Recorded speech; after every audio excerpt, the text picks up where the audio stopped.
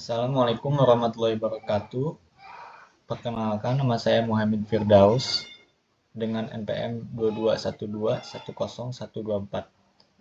Di sini saya akan menjelaskan materi mengenai pengertian dan konsep Decision Support System atau DSS.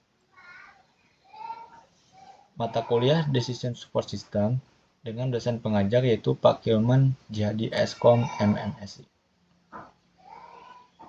Yang pertama, pengertian dari Decision Support System.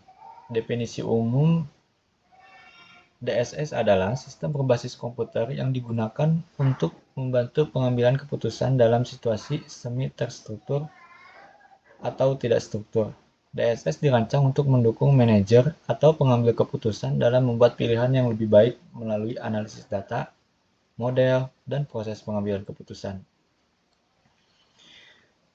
DSS itu bisa juga disebut adalah sebuah sistem komputer yang membantu orang, misalnya manajer atau pemimpin di perusahaan, dalam mengambil keputusan.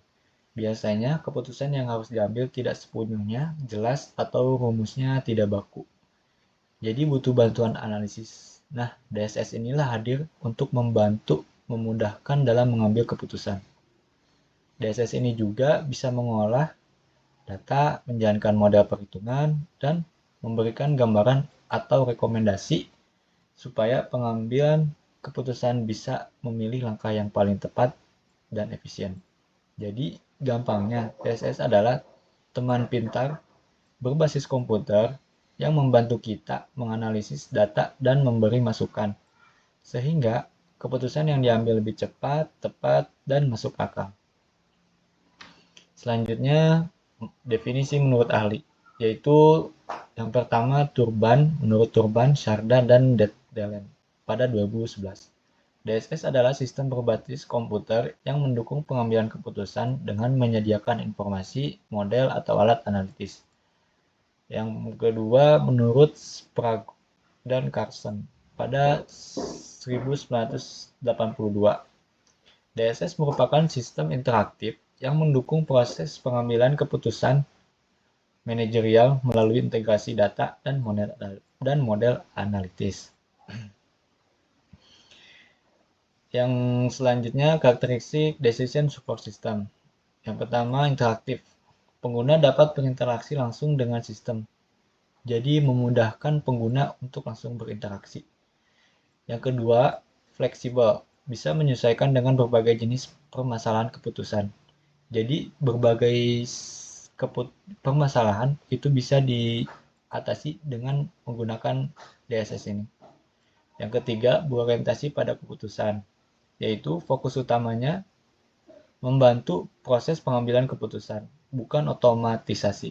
Jadi DSS ini hanya sebagai tools atau alat untuk kita dalam mengambil keputusan, bukan otomatisasi, bukan DSS yang menjalankan semuanya. Selanjutnya, menggunakan data dan model, yaitu menggabungkan informasi dari berbagai sumber data dengan model analitis. Yang selanjutnya dirancang untuk pengambilan keputusan level manajerial atau strategis. Selanjutnya, komponen DSS yaitu ada database atau basis data, menyimpan data internal perusahaan maupun eksternal pasar kompetitor. Yang kedua, ada model data atau basis model, menyediakan model analisis dan simulasi seperti model keuangan, model statistik, model optimasi. Yang ketiga, user interface atau antarmuka pengguna, alat interaksi antara pengguna dengan sistem seperti dashboard, form input, visualisasi grafik. Yang keempat, yaitu knowledge base atau opsional, berisi pengetahuan, aturan, atau logika yang digunakan untuk membantu pengambilan keputusan.